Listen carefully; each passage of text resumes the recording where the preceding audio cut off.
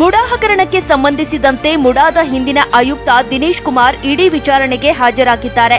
ಕೆಲವು ದಾಖಲೆ ಜೊತೆ ಇಂದು 2ನೇ ಬಾರಿ ಇಡಿ ವಿಚಾರಣೆಗೆ ಹಾಜರಾದ್ರು. ಬೆಂಗಳೂರಿನ ಶಾಂತಿನಗರದ ಇಡಿ ಕಚೇರಿಯಲ್ಲಿ ವಿಚಾರಣೆ ನಡೆಯಿತು. ಇತ್ತ ದೂರುದಾರ ಗಂಗರಾಜು ಕೂಡ ಬೆಂಗಳೂರಿನ ಲೋಕಾಯುಕ್ತ ಕಚೇರಿಯಲ್ಲಿ ವಿಚಾರಣೆಗೆ ಹಾಜರಾದ್ರು. ಬೆಂಗಳೂರಿನಲ್ಲಿ ಪೆರಿಫೆರಲ್ ರಿಂಗ್ ರಸ್ತೆ ಸಂಬಂಧ ಡಿಸಿಎಂ ಡಿಕೆ ಶಿವಕುಮಾರ್ ಸಭೆ ನಡೆಸಿದ್ದಾರೆ.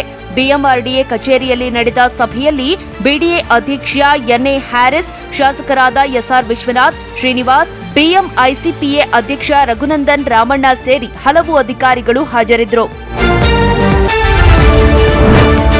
ಹಲವು ವಸ್ತುಗಳ ಬೆಲೆ ಏರಿಕೆಯಿಂದ ಬೇಸತ್ತಿರೋ ಜನರಿಗೆ ಈಗ ಸರ್ಕಾರಿ ಆಸ್ಪತ್ರೆಯಲ್ಲಿಯೂ ಕೂಡ ಬೆಲೆ ಏರಿಕೆಯ ಬಿಸಿ ತಟ್ಟಲಿದೆ. ಪ್ರಾಥಮಿಕ ಆರೋಗ್ಯ ಕೇಂದ್ರಗಳ ಚಿಕಿತ್ಸಾ ವೆಚ್ಚ 15% 20% ಏರಿಸಲು ಸರ್ಕಾರ ನಿರ್ಧರಿಸಿದೆ.